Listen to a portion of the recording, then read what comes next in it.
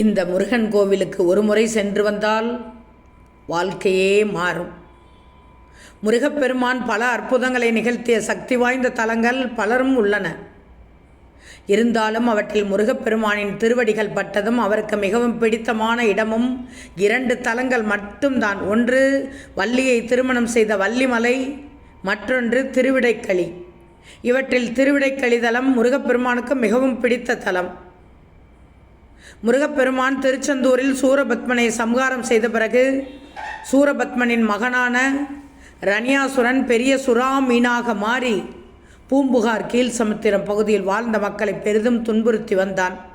இதனால் அந்த மக்கள் தங்களை காக்கும்படி முருகப்பெருமானை வேண்டினார்கள். இதனால் முருகப்பெருமான் அவருடைய வேளால் அவனையும் வதம் செய்தார். ஆனால் மிகப்பெரிய சிவபக்தனான ரணியாசுரனை கொன்றதால் முருகப்பெருமானுக்கு மிகப்பெரிய தோஷமும் பாவமும் ஏற்பட்டது. இது தீர என்ன வழி என முருகப்பெருமான் தனது அன்னை பார்வதி தேவியிடம் சென்று முறையிட்டார். பார்வதி தேவியின் அறிவுறுத்தலின்படி திருவிடைகளி தலத்திற்கு வந்து இங்குள்ள குராமரத்தடியில் சிவபெருமானை நோக்கி தவம் செய்து தன்னுடைய பாவங்கள் நீங்க பெற்றார் முருகப்பெருமான். ராகு பகவானும் இங்கு சிவனை வழிபட்டு பாவ நிவர்த்தி பெற்றதால் இது ராகு பரிகார தலமாக உள்ளது. முருகப்பெருமானுடைய பாவத்தையே போக்கிய தலம் என்பதால் யார் இந்த தலத்திற்கு வந்து வழிபடுகிறார்களோ அவர்களுடைய வாழ்க்கையில் பல திருப்பங்களை தரக்கூடிய தலமாக இது விளங்குகிறது. திருமணம் ஆகாதவர்கள், ஜாதகத்தில் உள்ள தோஷத்தால் திருமண தடை, திருமணம் தாமதப்படுபவர்கள் இங்கு வந்து வழிபட்டால் விரைவில் அவர்களுக்கு திருமணம் நடைபெறும் என்பது ஐதீகம். முருகப்பெருமானுக்கும் வள்ளிக்கும் நிச்சயதார்த்தம் நடைபெற்ற தலமாக திருவிடைக்களி தலம் சொல்லப்படுகிறது. சிவனின் லிங்க திருமேனியும் முருகப்பெருமானையும் ஒரே கருவறையில் இங்கு மட்டுமே தரிசனம் செய்ய முடியும்.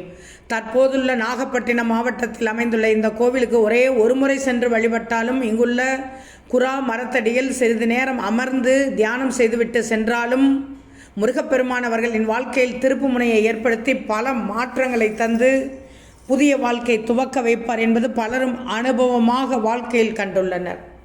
முருகப்பெருமானே தன்னுடைய பாவம் நீங்க தவம் செய்த தலம் என்பதாலும் முருகனின் திருவடி பெற்ற தலம் என்பதாலும் அவருக்கு பிரியமான இடமாக இது கருதப்படுகிறது.